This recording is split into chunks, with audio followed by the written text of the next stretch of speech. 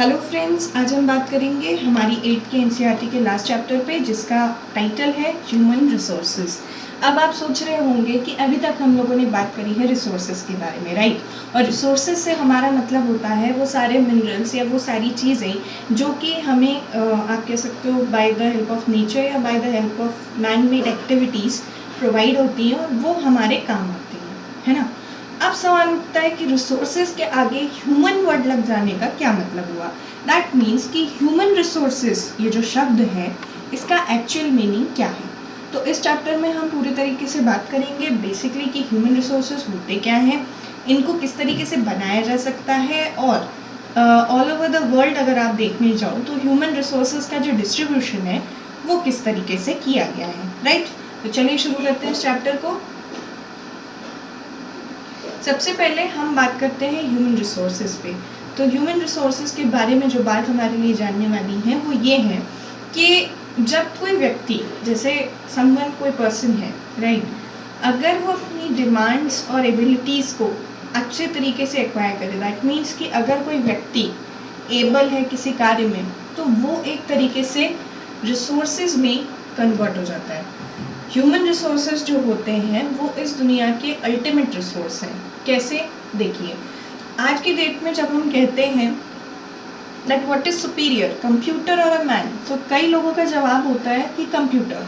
But the fact is कि human जो है वो कंप्यूटर से ज़्यादा सुपीरियर है। क्यों? क्योंकि ये ह्यूमन है जिसने उस कंप्यूटर को इनोवेट किया है, जिसने उस कंप्यूटर का आविष्कार किया है, राइट। कंप्यूटर ने ह्यूमन को नहीं बनाया है। ह्यूमन ने अपने जो बुद्धि है, जो उसकी स्किल्स हैं, जो उसकी एबिलिटी है, उसके बेसिस पे काम करके ह्यूमन कंप्यूटर को बनाया है। तो इसका मतलब ये होता है कि अगर कोई मानव, दैट मीन्स अ ह्यूमन, जो कि हेल्दी हो, एजुकेटेड हो और साथ ही साथ मोटिवेटेड हो, ठीक है, वो अपने आप में एक ह्यूमन रिसोर्स है। और जब वो अपने उससे कई रिसोर्सेज को डेवलप करता है तो वो ह्यूमन रिसोर्सेज क्रिएट करता है। देखिए, इसको काफ़ी सिंपल शब्दों में अगर आप समझें तो जब आप बात करते हैं किसी टीचर की, राइट, कोई व्यक्ति है जिसने एजुकेशन जो है अपनी कंप्लीट करी, किसी ह्यूमन ने एजुकेशन को कंप्लीट किया, उसने किसी चीज़ को सीखा, दैट मीन्स उसने अपने एक स्किल डेवलप करी। अब वो व्यक्ति बाकी सारे कई व्यक्तियों को अगर वही स्किल सिखाता है तो वो क्या कर रहा है, वो कहीं ना कहीं दूसरे ह्यूमन रिसोर्सेज क्रिएट कर रहा है। दैट मीन्स एक ह्यूमन रिसोर्स अपने आप में बहुत सारे ह्यूमन रिसोर्सेज को क्रिएट करने का काम करता है, ठीक है। ह्यूमन रिसोर्सेज बेसिकली आपको सिर्फ याद रखना है, ऐसे मतलब जो ह्यूमंस होते हैं हमारे, अगर वो हेल्दी हो, एजुकेटेड हो, राइट, और मोटिवेटेड हो, तो वो क्या करते हैं, अपनी रिक्वायरमेंट्स के अकॉर्डिंग जो है रिसोर्सेज डेवलप करते हैं, राइट। और इसीलिए ह्यूमन का हेल्दी, एजुकेटेड और मोटिवेटेड होना बहुत ज़रूरी है। आज की डेट में जैसे कि आप जानते हैं, हमारे प्राइम मिनिस्टर ने जब ये कहा था, जब हमारे यहाँ ये कोविड पैंडेमिक जब से स्टार्ट हुआ है, हमारे प्राइम मिनिस्टर हमेशा एक लाइन बोलते हैं, जान है तो जहान है, राइट। उस लाइन को कहने का बेसिक रीज़न यही है कि अगर किसी कंट्री के पास ह्यूमन रिसोर्सेज बचेंगे, उनकी जान सलामत रहेगी, तो उस कंट्री को ग्रो करवाने में, उस कंपनी की ग्रोथ होने में कोई प्रॉब्लम नहीं आएगी, राइट। लेकिन अगर ह्यूमन रिसोर्सेज में ही कमी आ जाए तो कहीं ना कहीं उस कंट्री की ग्रोथ जो है वो इफ़ेक्ट होगी। दैट मीन्स कि किसी भी देश के लिए या किसी भी, आप दुनिया के किसी भी कोने में चले जाएं, उनके लिए सबसे ज़्यादा इम्पॉर्टेंट होते हैं उनके ह्यूमन रिसोर्सेज। क्योंकि अगर ह्यूमन जिंदा रहे, अच्छे एजुकेटेड रहे, हेल्दी रहे, अच्छे माइंडसेट के रहे, तो वो कई ऐसी चीज़ों को, कई ऐसी नई नई टेक्नोलॉजीज़ को डेवलप कर देंगे जो कि आने वाले समय में बहुत ज़्यादा यूज़फुल होंगी, राइट। इसलिए ये बार बार कहा जाता है that human resource is the ultimate resource. और इसी को ध्यान में रखते हुए फिर हमारी जो गवर्नमेंट है वो अलग अलग स्कीम्स चलाती है। अब आप सोचें कि हमने कहा हेल्दी और एजुकेटेड, साथ ही साथ मोटिवेटेड होना ज़रूरी है, राइट। एजुकेशन, हेल्थ और मोटिवेशन, इन तीनों के लिए ही हमारी जो गवर्नमेंट होती हैं वो आकर के अलग अलग स्कीम्स लेकर आती हैं, राइट। क्यों लाती हैं? क्योंकि जब ये सारी स्कीम्स फुलफिल रहेंगी, जब ये सारी स्कीम्स अच्छे तरीके से वर्क करेंगी, तो आपका ह्यूमन रिसोर्स जो है वो बहुत अच्छे से रहेगा और अच्छा डेवलप होगा, राइट। हर व्यक्ति अगर एजुकेटेड हो, पढ़ा लिखा हो, तो वो आने वाली पीढ़ी के कई व्यक्तियों को पढ़ा सकता है, एजुकेट कर सकता है। उसी के साथ अगर कोई व्यक्ति हेल्दी रहे तो वो दूसरे लोगों को भी ये मैसेज दे सकते हैं that how to be healthy. उसके कारण यहाँ पे कहा जाता है कि जो ह्यूमन रिसोर्स है वो इस दुनिया का सबसे इम्पोर्टेंट रिसोर्स है, राइट। अब गवर्नमेंट ऑफ इंडिया जैसे कि अलग अलग स्कीम्स लाती रहती है, सभी जानते हैं। तो गवर्नमेंट ऑफ इंडिया में एक मिनिस्ट्री है यहाँ पर, ह्यूमन रिसोर्स डेवलपमेंट के नाम से, राइट। HRD मिनिस्ट्री जिसको कहा जाता है, जिसका शॉर्ट फॉर्म है। This ministry was created in 1985 with an aim to improve people skills. That means कि यहाँ पर जो HRD मिनिस्ट्री बनाई गई वो इसलिए बनाई गई है ताकि लोगों के पास जो अलग अलग स्किल्स हैं उनको इम्प्रूव किया जा सके, राइट।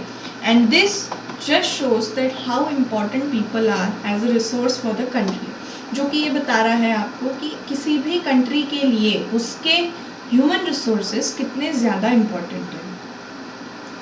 इसी को देखते हुए 2015 में प्रधानमंत्री कौशल विकास योजना PKVY को स्टार्ट किया गया था, जिसका ये एम था कि वो समथिंग 1 करोड़ इंडियन यूथ को, राइट, 2016 से 2020 तक के बीच में ट्रेन करेंगे अकॉर्डिंग टू देयर स्किल्स। मतलब कि जो जिस भी फील्ड में वो इंटरेस्टेड है, ऐसी स्किल्स जो कि एम्प्लॉयबल हो, राइट, उसकी मदद से वो क्या करेंगे, उनको क्वालिटी ट्रेनिंग देंगे जो कि उनको आगे उनकी लाइफ में एम्प्लॉयमेंट जनरेट करने में हेल्पफुल होगी, ठीक है। क्यों होगी? क्योंकि किसी भी कंट्री के लिए आप इस चीज़ को बहुत अच्छे से समझें कि जो स्किल्स हैं, अगर एम्प्लॉयबल स्किल्स पे भी काफ़ी अच्छे से गवर्नमेंट के द्वारा काम करवाया जाए या ऐसी ट्रेनिंग्स उनको प्रोवाइड की जाए, तो वो क्या है, अपने जो डेली वेजेस अर्नर हैं या कई ऐसे यूथ हैं जिनके पास समवेयर कंप्यूटर की स्किल्स हैं या कुछ ऐसी अच्छी स्किल्स हैं जो कि उनके एम्प्लॉयमेंट में हेल्पफुल हो, राइट।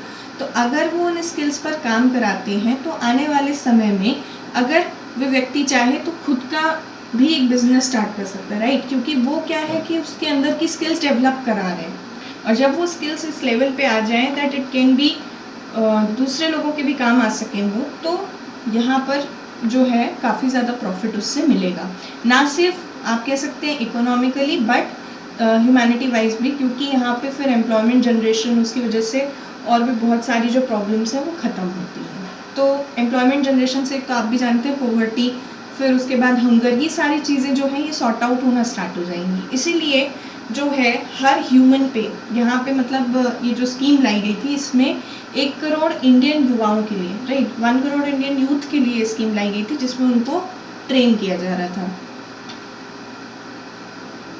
अब अगर आप बात करें ह्यूमन रिसोर्स के डिस्ट्रीब्यूशन की, तो देखिए होता क्या है, आप भी जानते हैं, आपका जो पूरा ऑल ओवर वर्ल्ड है उसमें लैंड मास कितना है, सिर्फ 29%। और अगर आपको पता हो तो आप ये भी जानते हैं कि इस वक्त वर्ल्ड का जो लास्ट सेंसस के अकॉर्डिंग पॉपुलेशन था 2011 के अकॉर्डिंग वो कितना था, 7 बिलियन के अबाउट, राइट। तो अब आप खुद एक अंदाज़ा लगाएं कि इतने कम लैंड मास में 7 बिलियन पीपल्स किस तरीके से डिस्ट्रीब्यूटेड होंगे। तो हर जगह पे एक सी तो वहाँ पर पॉपुलेशन होती नहीं है। इसके कारण ये कहा जाता है कि जिस तरीके से उनका स्प्रेड होगा अक्रॉस द अर्थ, उसको कहा जाता है the pattern of population distribution, right. और होता क्या है कि देखने में आया है that more than 90% of the world's population lives in about the 30% of the land surface. मतलब ये कि जो टोटल लैंड मास अवेलेबल है उसका 30% उतने सरफेस पर इस पूरी दुनिया का 90% पॉपुलेशन रहता है। तो अब आप खुद सोचिए कि ये डिस्ट्रीब्यूशन ऑफ पॉपुलेशन कितना अनइवन है, राइट।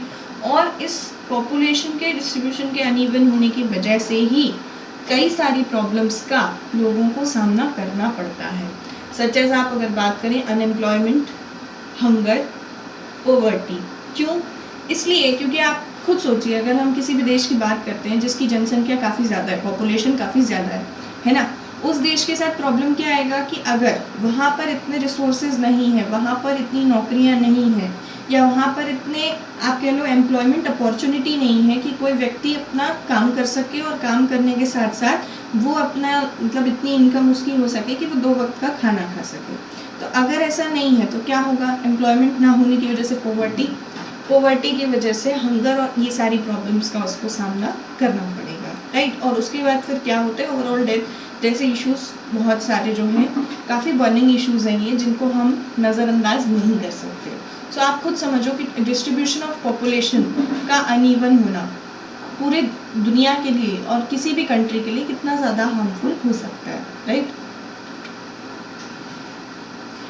अब हम बात करेंगे डेंसिटी ऑफ पॉपुलेशन के बारे में। तो population density is the number of people living in a unit area of the earth surface.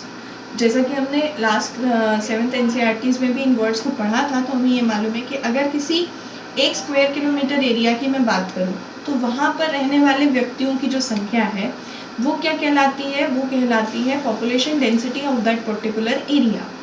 और जनरली जो एवरेज डेंसिटी देखी गई है पूरी दुनिया भर की वो है 51 पर्सन्स पर स्क्वायर किलोमीटर, राइट। मतलब कि 1 स्क्वायर किलोमीटर के एरिया में तकरीबन 51% देखे गए हैं। इसके अलावा अगर आप बात करो यूनिट वाइज, तो सबसे ज़्यादा जो डेंसिटी ऑफ पॉपुलेशन है वो साउथ सेंट्रल एशिया की है। क्यों? क्योंकि यहाँ पर आपके चाइना और इंडिया जो कि पॉपुलेशन के मामले में फर्स्ट और second, China is the first, India is the second most populated country of the world. तो चाइना और इंडिया दोनों ही आते हैं, है ना। इसके कारण जो हाईएस्ट डेंसिटी ऑफ पॉपुलेशन आपको देखने को मिलती है वो आपको साउथ सेंट्रल एशिया में ही देखने को मिल जाती है।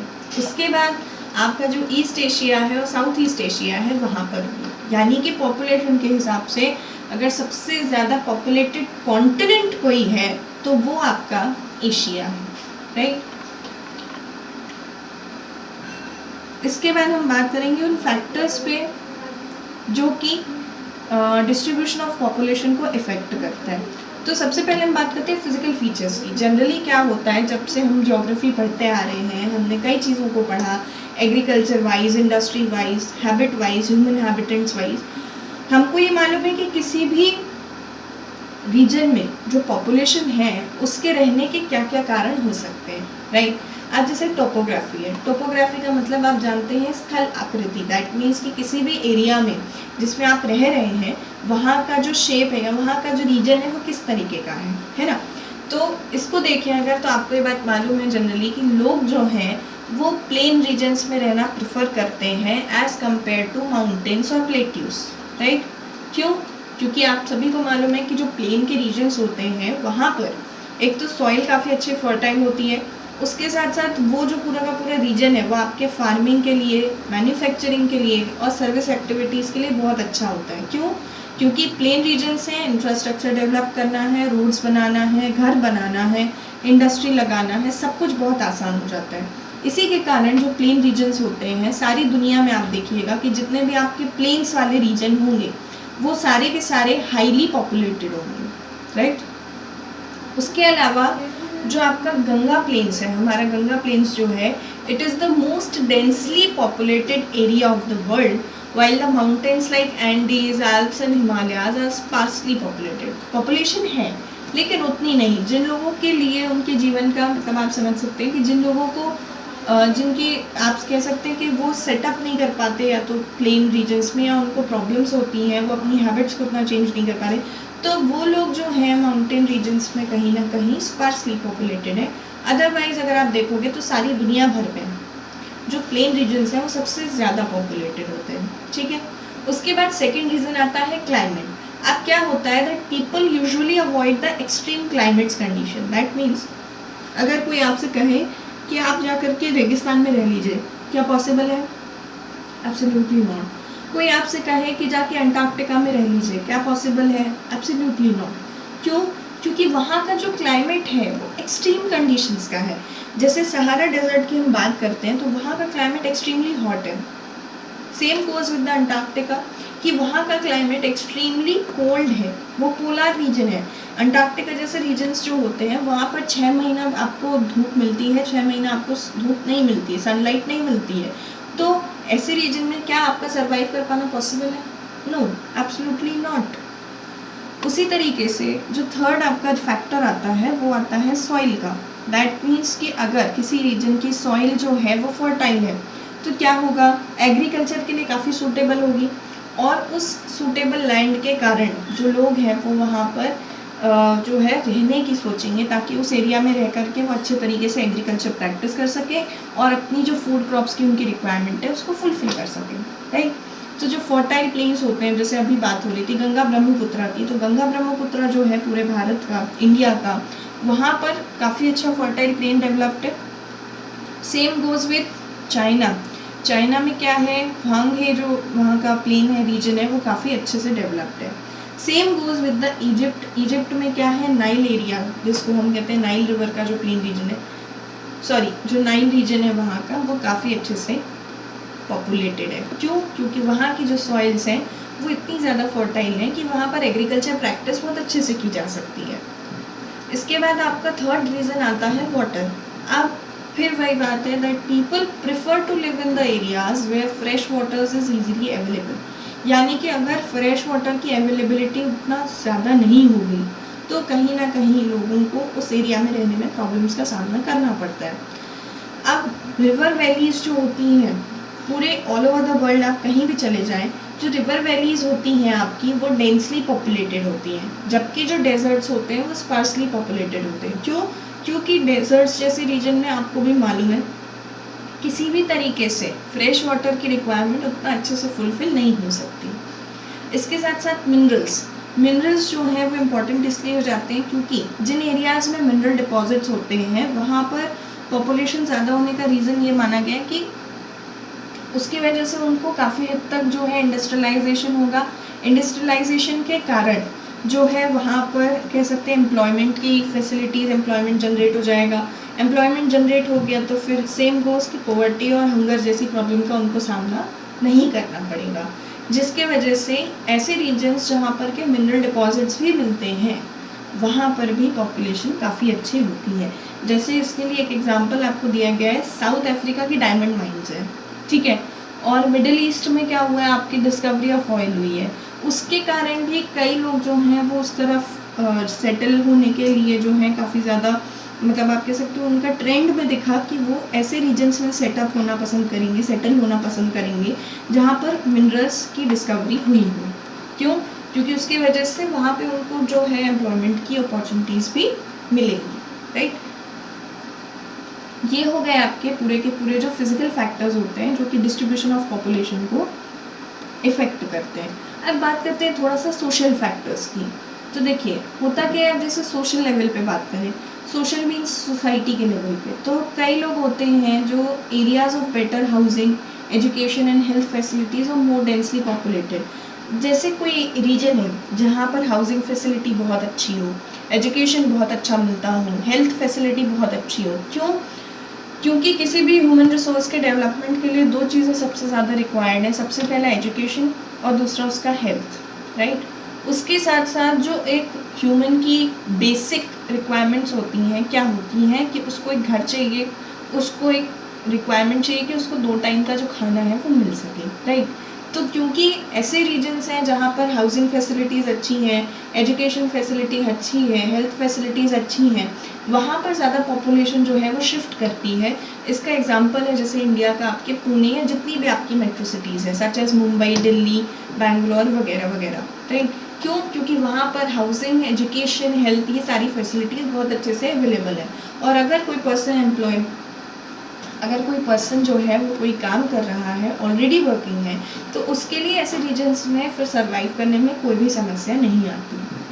उसके बाद सेकंड फैक्टर आता है कल्चरल फैक्टर। क्यों?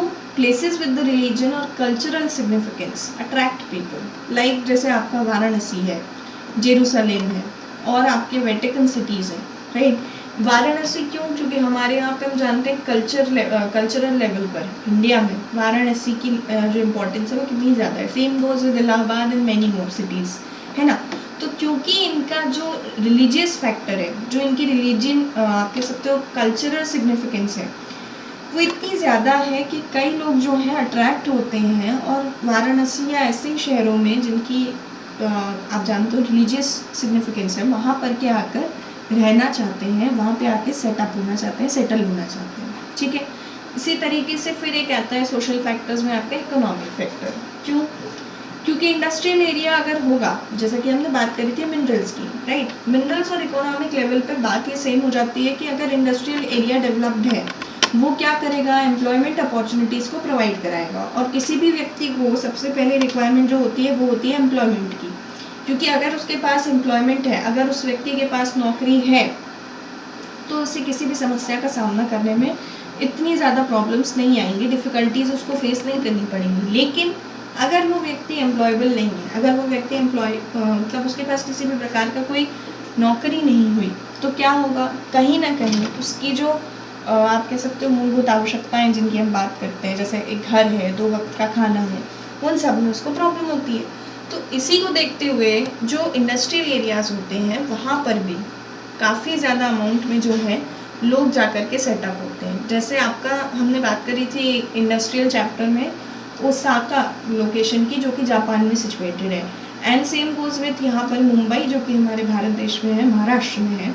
आप जानते हैं ये जो है डेंसली पॉपुलेटेड एरिया है, राइट। मुंबई अपने आप में काफ़ी ज़्यादा populated area, city of the country है। Same goes with Delhi and many more. Mumbai, Pune, Delhi, ये सारी जो सिटीज़ हैं, क्यों? क्योंकि यहाँ पर काफ़ी अच्छे इंडस्ट्रियल डेवलपमेंट्स भी हैं। इंडस्ट्रियल डेवलपमेंट होने के कारण ही ये जो एरिया है, अब जैसे आपसे लास्ट चैप्टर में जब हम इंडस्ट्रीज़ पढ़ रहे थे, हमने देखा था अहमदाबाद जैसे रीजन्स हैं, पूरा गुजरात है। क्यों? क्योंकि वहाँ पे टेक्सटाइल मिल्स काफ़ी अच्छे से डेवलप्ड है, इंडस्ट्रीज़ लगी हुई हैं ढेर सारी। जमशेदपुर जैसे झारखंड में रीजन्स हैं, तो वहाँ पर पॉपुलेशन जो है वो काफ़ी अच्छे से है। क्यों? क्योंकि उनको इंडस्ट्रियल एरिया में एम्प्लॉयमेंट अपॉर्चुनिटी मिलती है, और उस एम्प्लॉयमेंट अपॉर्चुनिटी के कारण ही जो है वो वहाँ पर सर्वाइव कर पाते हैं, अपना जीवन एक अच्छे तरीके से जी पाते हैं, राइट। सो ये होते हैं आपके जो सोशल फैक्टर्स जो कि पॉपुलेशन डिस्ट्रीब्यूशन पर इफ़ेक्ट डालते हैं। अब यहाँ पर एक टर्म दी गई है आपको, आपके एनसीईआरटी में एक ब्लॉग बना हुआ है जिसमें लिखा है life expectancy, right. Life expectancy क्या होता है? So life expectancy is the number of years that an average person can expect to live, ठीक है। लाइफ एक्सपेक्टेंसी जो है it is the number of years that an average person can expect to live. इसका मतलब ये है कि अगर आप एक अनुमान लगाएं कि कोई भी व्यक्ति सबसे ज़्यादा जो उम्र है, कितनी उम्र तक वो जी सकता है, राइट, तो वो जो होता है रेशो, वो कहलाता है लाइफ एक्सपेक्टेंसी। और आज की डेट में अगर आप बात करें तो सबसे ज़्यादा जो लाइफ एक्सपेक्टेंसी रेशियो है वो हांगकांग का है, जिसकी जो वैल्यू है वो है 85.29। मतलब ये कि हांगकांग जैसे देशों में ये माना जाता है कि वहाँ पर, हांगकांग जैसा जो देश है वहाँ पे ये कहा जाता है कि किसी भी व्यक्ति का अगर जन्म हुआ है तो वो ऑन एन एवरेज 85 ईयर्स तक की लाइफ जो है उसको सर्वाइव कर सकता है, राइट। सो इसके आधार पे कहा जाता है। सेकेंड हाईएस्ट आपका जापान का होता है, सेम गोज़ की 83 और समथिंग होता है वहाँ पे भी, तो 80 प्लस है। दैट मीन्स उनका कहना है कि 80 वर्ष से ऊपर की जो एज है वो कंप्लीट करेंगे ही करेंगे। फिर अब बात करते हैं थोड़ा सा हम पॉपुलेशन चेंज के बारे में, राइट। देखिए पॉपुलेशन चेंज जो है, आपने देखा अभी डिस्ट्रीब्यूशन ऑफ पॉपुलेशन, जिसमें आपने ये देखा कि किसी भी रीजन में जो पॉपुलेशन होती है वो क्यों होती है, मतलब किन कारणों से जो लोग हैं वो वहाँ पर सेटल होना चाहते हैं, राइट। लेकिन पॉपुलेशन चेंज क्या है? पॉपुलेशन चेंज कहता है change in the number of the people during a specific time. जैसे कोई क्षेत्र, कोई रीजन स्पेसिफिक अगर हम बात करें, किसी कंट्री के लेवल पे आप देखो या वर्ल्ड के वाइज आप देखो, क्योंकि आप भी जानते हो कि पॉपुलेशन जो है, वर्ल्ड पॉपुलेशन भी किसी भी तरीके से स्टेबल नहीं है, राइट। अब थोड़ा सा टाइम वाइज अगर बात की जाए हमारे पूरे वर्ल्ड के लेवल पे, 1804 में, यानी कि आज से लगभग 200 साल पहले जो वर्ल्ड की पॉपुलेशन थी वो कितनी थी? 1 बिलियन के अबाउट थी, राइट। उसके बाद उस टाइम के 150 साल बाद, लगभग 150 ईयर्स के बाद, 1959 में जो वर्ल्ड पॉपुलेशन थी वो 3 बिलियन हो गई, राइट। मतलब 150 साल में उनकी ग्रोथ कितनी हुई है? 3 बिलियन के about, which is often called the population explosion, ठीक है। 1999 में, 1999 में, यानी कि उस डेट के 40 साल बाद जो पॉपुलेशन थी वो जस्ट डबल हुई, 6 बिलियन। आज की डेट पे पॉपुलेशन है, आज की डेट में हम बात कर रहे हैं कितने पे? अगर हम लास्ट सेंसस की अगर डेट वाइज चलें तो लास्ट सेंसस हमारे 2011 में हुए थे, जब कहा गया था 7 बिलियन पीपल, राइट। तो अभी तो आप समझ लीजिए 7 बिलियन प्लस है ना। इसका मतलब ये हो रहा है कि आपको खुद समझ में आ रहा है कि यहाँ पर जो पॉपुलेशन चेंज का ग्राफ है वो किस तरीके से ग्रो कर रहा होगा, एक्सपोनेंशियली ग्रोथ है, राइट। सो यहाँ पे ये जो चेंज आपको देखने को मिलता है ना हर टाइम ऑफ इंटरवल के बाद, ये कहलाता है आपका पॉपुलेशन चेंज, कि कितने समय में एक स्पेसिफिक टाइम में जो भी चेंज यहाँ पर डिनोट किया गया है उसके बारे में बात करते हैं। अब कुछ यहाँ पे रेट फिनोमिना जो दिए गए हैं थोड़ा सा जानना उनको ज़रूरी है, क्यों? क्योंकि वैसे तो ये नंबर्स हैं, बट अगर आपको बेसिक इनका नहीं मालूम है तो इन नंबर्स को रटने का भी कोई फ़ायदा नहीं होता। तो सबसे पहले हम बात करेंगे बर्थ रेट की। Birth rate is the number of the life births per 1000 people. That means कि अगर फॉर एन एवरेज आप माने कि 1000 लोगों का जन्म हुआ, 1000 बच्चों का जन्म हुआ, उसमें से कितने जीवित हैं वो कहलाती है आपकी बर्थ रेट, राइट। उसके बाद डेथ्स जो होती हैं, these are usually measured using the death rate. इसका मतलब हुआ कि 1000 लोगों पर कितने लोगों की मृत्यु हुई। सॉरी, यहाँ पर भी सेम रोज, यहाँ पे भी ऐसे होता है कि 1000 लोगों पर कितने बच्चों का जन्म हुआ, right. The number of life births per 1000 people is the birth rate and the number of deaths per 1000 people is death rate. इसके बाद माइग्रेशन एक वर्ड आता है जो कि अभी भी आपने सुना होगा, काफ़ी इस लॉकडाउन पीरियड में जो है हाईलाइटेड रहा माइग्रेशन वर्ड। क्यों हाईलाइटेड रहा? इसलिए रहा क्योंकि माइग्रेशन का जो फुल फॉर्म, माइग्रेशन जो है it is the movement of people in and out of an area. मतलब कि किसी भी व्यक्ति का किसी रीजन को छोड़ करके किसी दूसरे रीजन की तरफ मूव करना माइग्रेशन कहलाता है। और अक्सर ये माइग्रेशन जो होता है ये एम्प्लॉयमेंट अपॉर्चुनिटीज़ के लिए किया जाता है। मतलब कि अगर आपको लगता है कि आप जिस क्षेत्र में रहते हैं वहाँ पर आपके लायक कोई काम नहीं है या आपको वहाँ पर एम्प्लॉयमेंट उतना इजीली अवेलेबल नहीं हो पा रहा, तो आप क्या करते हैं, किसी दूसरे रीजन में माइग्रेट करते हैं, किसी दूसरे शहर, किसी दूसरे स्टेट में, वहाँ पर जा कर के आप जो है नौकरी करते हैं, अपनी जॉब अपॉर्चुनिटीज सर्च करते हैं। तो ये जो पूरी एक्टिविटी है ये कहलाती है माइग्रेशन, राइट। इसके बाद the difference between the birth rate and the death rate of a country is called the natural growth rate, कि मतलब कितना जन्म है और कितनी मृत्यु दर है, राइट। बर्थ रेट और डेथ रेट का जो डिफरेंस है वो कहलाता है natural growth rate. Same goes कि migration is another way by which population size changes. क्यों? इसलिए क्योंकि अगर आप देखें कि किसी भी कंट्री से दूसरी कंट्री में, या तो किसी आप कह लो एक कंट्री से दूसरी कंट्री में, एक स्टेट से दूसरे स्टेट में, एक शहर से दूसरे शहर में जाकर रहकर बसने वाले जो लोग होते हैं वो क्या करते हैं, वो उस कंट्री की पॉपुलेशन के साइज़ को भी चेंज करते हैं, राइट। अब जैसे आप बात करें कि कई लोग हैं इंडिया के जैसे NRIs कहा जाता है जिनको, नॉन रेसिडेंशियल इंडियंस, जो कि काफ़ी सालों से अमेरिका या ऐसी दूसरी कंट्रीज़ में अपनी जॉब के कारण जा कर के रह रहे हैं, और अब क्योंकि उनको वहाँ के उस दूसरे देश की नागरिकता मिल चुकी है, रेसिडेंशियलशिप मिल चुकी है, तो वो क्या कर रहे हैं, उस कंट्री में जा कर के रह रहे हैं और वहाँ के वो रेसिडेंट हो गए हैं, है ना। तो उनको कहा जाता है नॉन रेसिडेंशियल इंडियन, NRIs होते हैं वो। और क्योंकि अब वो इस देश के नागरिक ना होकर के दूसरे देश के नागरिक बन चुके हैं, तो क्या होगा कि वो उसी देश की पॉपुलेशन में काउंट की जाएंगे, राइट, इस देश की नहीं।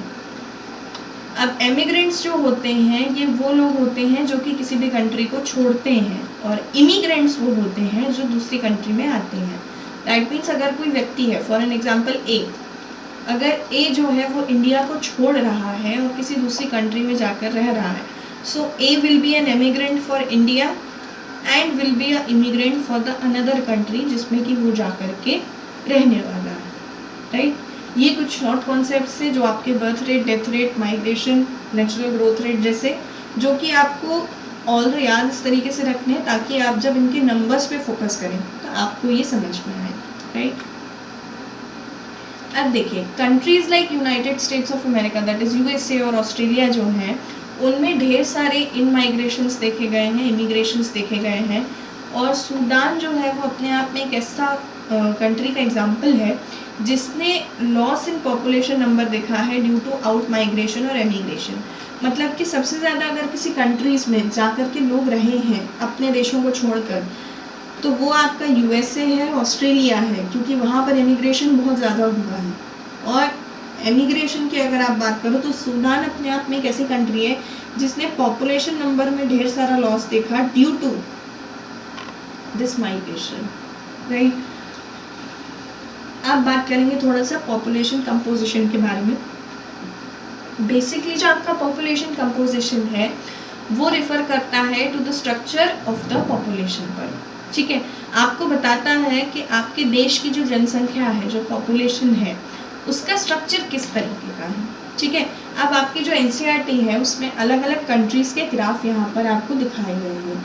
ये जो ग्राफ हैं कि बेसिकली क्या है कि नंबर ऑफ पर्सन्स है, साथ में उनकी एज लिखी हुई है। अब अगर आप देखो एज वाइज, तो जैसे 0 to 4 यानी कि इस एज ग्रुप के कितने लोग हैं, 5 to 9, 10 to 14, 15 to 19, इससे करते करते करते 75 प्लस तक इस एज ग्रुप के कितने लोग जो हैं आपके देश में रह रहे हैं, इसके बारे में यहाँ पे ग्राफ ड्रॉ किया है, राइट। तो देखिए, अब सबसे पहले अगर आप देखो तो 0 to 4 आपका जो बेस है ग्राफ का वो सबसे ज़्यादा वाइड है, और 75 प्लस यहाँ पर सबसे ज़्यादा नैरो है। बीच का जो ये ग्राफ है इट्स अ स्टोपी ग्राफ, जो कि ये बता रहा है कि कहीं ना कहीं जैसे जैसे हमारे यहाँ एज इंक्रीज़ हो रही है, जो डेथ रेट है वो भी इंक्रीज़ हो रही है, और लोगों की जो संख्या है, इस उम्र के लोगों की जो संख्या है वो कम हो रही है। लेकिन साथ ही साथ किसी भी देश का या किसी भी कंट्री का जो ये पॉपुलेशन कंपोजिशन ग्राफ होता है वो आपको ये भी बताता है कि उस कंट्री में जो है, अगर आप बात करें यूथ की या आप बात करें किसी भी कंट्री के नेचुरल इसके नंबर्स की, पर्सन्स के नंबर की, तो ये भी बताता है आपको कि आपका देश किस प्रकार का है। तो आप खुद देखिए यहाँ पर कि हमारी कंट्री में सबसे ज़्यादा अगर पॉपुलेशन है तो आपको दिख रहा है यूथ के जो नंबर्स हैं सबसे ज़्यादा है, राइट। नंबर ऑफ़ यूथ्स यहाँ पर बहुत है, आपको मिलेंगे। तो इसका मतलब ये हो रहा है कि आप कह सकते हो कि हमारे यहाँ अभी भी जो वर्किंग फोर्स है, जो कि इतने सारे यूथ की वर्किंग फोर्स है, वो काफ़ी ज़्यादा है ना। जबकि जो हमारे सीनियर सिटीजन्स की अगर हम बात करते हैं, 60 प्लस की अगर आप बात करो, तो यहाँ पे जाकर के ग्राफ जो है धीरे धीरे नैरो होने लगता है। और बर्थ रेट की अगर आप बात करो, 0 to 10 ईयर्स की अगर आप यहाँ पे लेके चलो ग्राफ को, तो यहाँ पे आपको दिखेगा कि 0 से 10 ईयर्स तक के जो बच्चों की एज के यहाँ पे लोग हैं, उनकी नंबर्स काफ़ी ज़्यादा हैं। क्यों ज़्यादा हैं? क्योंकि इसका भी एक रीज़न है। अब जब धीरे धीरे आपकी जो टेक्नोलॉजीज़ हैं वो डेवलप होती जा रही हैं, तो यहाँ पर जो बर्थ रेट है वो काफ़ी, आप कह सकते हो, डेवलप्ड है। उसके साथ साथ डेथ रेट में कमी आई है। क्यों? क्योंकि पहले जब हमारे देश में टेक्नोलॉजीज़ डेवलप नहीं थी, तो कई बार ऐसा होता था कि अगर किसी बच्चे का जन्म होता था तो उसको कोई बीमारी हो या कोई डिसीज़ हो, और जो रिक्वायर्ड ट्रीटमेंट है अगर वो नहीं मिल पाता था, तो ऐसी सिचुएशंस में उस बच्चे की मृत्यु हो जाती थी। दैट मीन्स उस चाइल्ड की डेथ हो जाती थी। तो उसके कारण जो था, हमारे यहाँ का जो स्लोप था, ये जो ग्राफ था, ये उतना ज़्यादा स्टेबल नहीं था। मतलब उस वक्त डेथ रेट्स जो थे वो ज़्यादा थे, ठीक है। उसके बाद अब जैसे जैसे हमारे यहाँ पे भी साइंस ने, मेडिकल फैसिलिटीज़ ने ग्रोथ किया है, टेक्नोलॉजीज़ डेवलप हुई हैं, आप खुद देख सकते हो कि जो डेथ रेट्स यहाँ पर बच्चों की हो रही थी उसमें कमी आई। उसके साथ साथ जो एज वाइज अगर आप जाओ, तो जीवन जिसको हम कहते हैं लाइफ एक्सपेक्टेंसी रेशियो जो है हमारी कंट्री का, वो भी काफ़ी अच्छे से डेवलप हुआ। क्यों? Due to the medical facilities, due to the advance technologies. तो ये जो ग्राफ है ये आपका बेसिक तो पूरा इंडिया का है, जो आपको बताता है कि आपकी कंट्री में यहाँ पर किस तरीके से जो है पॉपुलेशन का कंपोजिशन किया गया है। इसके साथ साथ आपकी एनसीईआरटी में आपको अलग अलग कंट्रीज़ के एग्जांपल देके भी बताया है, जैसे केन्या है, जापान है, इन सारी कंट्रीज़ के बारे में भी आपको बताया गया है। एक यहाँ पर जापान का जो पॉपुलेशन पिरामिड है, ये थोड़ा सा स्पेशल इसलिए है क्योंकि अगर आप ध्यान से देखोगे तो आपको समझ में आएगा कि जापान का जो पॉपुलेशन पिरामिड है वो ना तो इंक्रीजिंग है ना डिक्रीजिंग है। समवेयर यहाँ पे इंक्रीज है, फिर एक शॉर्ट अमाउंट डिक्रीज है, फिर एक इंक्रीज है, फिर एक डिक्रीज है, जिसका मतलब ये बता रहा है आपको कहीं ना कहीं, आपकी एनसीईआरटी में भी इसको डिनोट करके एक्सप्लेन किया गया है कि कहीं ना कहीं जापान में भी जो लाइफ एक्सपेक्टेंसी रेशियो है, अब आप देखो 85 प्लस बोला है, right. Japan is the second highest country in the field of life expectancy ratio, जहाँ का लाइफ एक्सपेक्टेंसी कितना है, 85 ईयर्स का है। तो इस ग्राफ को अगर आप देखो तो आपको ये समझ में आएगा, स्टार्टिंग यहाँ पे बर्थ रेट जो है कम है, राइट, क्योंकि ये जो बेस है इसका नैरो है, दैट मीन्स कि यहाँ पर जो बर्थ रेट है वो कम है।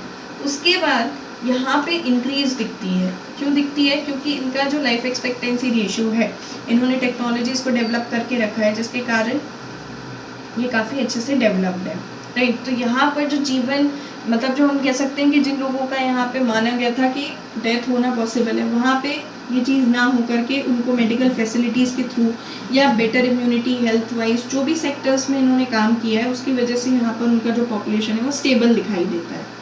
एंड सेम गोज़ कि जब एक एज के बाद यहाँ पर फिर आफ्टर अ पर्टिकुलर एज यहाँ पे जो है आपका ग्राफ है ये नैरो हो जाता है, राइट। सो ये पूरा का पूरा जो आपके पॉपुलेशन पिरामिड है या पॉपुलेशन कंपोजिशन ग्राफ है वो आपको जनरली किसी भी कंट्री का जो बेसिक आइडिया ऑफ पॉपुलेशन या उनके हेल्थ से रिलेटेड है वो समझने में हेल्प करता है। क्यों? क्योंकि इसकी मदद से आप ये भी देख सकते हो कि फिर किस कंट्री ने अपने लोगों की हेल्थ के लिए या किस कंट्री ने अपने लोगों के मतलब बेसिक हेल्थ इंफ्रास्ट्रक्चर पर किस तरीके से डेवलपमेंट्स किए हैं और किस तरीके से उनको फैसिलिटीज़ प्रोवाइड कराई है, जिसके वजह से उसकी कंट्री की जो वर्किंग पॉपुलेशंस है या जो भी पूरी पॉपुलेशन है उस पर किस तरीके का असर पड़ा। और साथ ही साथ अब जैसे देखोगे कि इंडिया की हम हमेशा बात करते हैं, इंडिया को हम हमेशा एक यूथ नेशन का नाम देते हैं। क्यों नाम देते हैं? क्योंकि हमारी पॉपुलेशन का जो मैक्सिमम पार्ट है अभी की डेट में भी वो क्या है, यूथ है, राइट। बच्चों की जो कम उम्र के जो बच्चे हैं दैट इज़ बिलो 15 और 10 आई वुड से, वहाँ के जो नंबर्स हैं वो भी लिमिटेड हैं। Same goes with the senior citizen. सबसे ज़्यादा जो इस वक्त हमारे देश की पॉपुलेशन है वो 20 to 40 ईयर्स के जो लोग हैं उनके बीच में है। तो अब आप खुद समझो कि इन ग्राफ्स की मदद से एक तो आप किसी भी कंट्री का जो नेचर है उसको समझ पा रहे हो और जो उनकी फैसिलिटीज़ वो लगा रहे हैं, जो भी वो अप्लाई कर रहे हैं, जिसकी मदद से लोगों के हेल्थ पर या लोगों के एजुकेशन पर किस तरीके के इफेक्ट हैं। क्योंकि एम्प्लॉयमेंट वगैरह की भी यहाँ पे बातें आपकी एनसीईआरटी में काफ़ी अच्छे से की गई हैं। इसी के तरीके से आपको ये पॉपुलेशन कंपोजिशन भी समझाया गया है। ओवरऑल इस बेसिक चैप्टर का कहना यही है कि आपको ये बात समझ में आए कि जो ह्यूमन रिसोर्सेज का कॉन्सेप्ट है वो क्या है, और ह्यूमन रिसोर्स का जो कॉन्सेप्ट है वो अभी यहाँ पर जब आप नेक्स्ट क्लासेस की एनसीईआरटीज़ में मूव करेंगे समवेयर आपको इकोनॉमिक्स में भी ये चैप्टर्स जो हैं देखने को मिलेंगे। और ह्यूमन रिसोर्स के लिए इकोनॉमिक्स में काफ़ी ज़्यादा स्कोप यहाँ पे फिर आपको बताया गया है, क्योंकि जब आप ह्यूमन रिसोर्स को समझ जाओगे तो आप ये समझ पाओगे कि कोई भी गवर्नमेंट जो है, राइट, वो अलग अलग स्कीम्स या इन सारी चीज़ों पर वर्कआउट क्यों करती है। ठीक है, तो इसी के साथ आपका यहाँ पे एनसीईआरटी का लास्ट चैप्टर भी कंप्लीट होता है। नेक्स्ट वीडियो में हम बात करेंगे 8th के एनसीईआरटी के बेसिस पर पूछे गए PYQs के बारे में।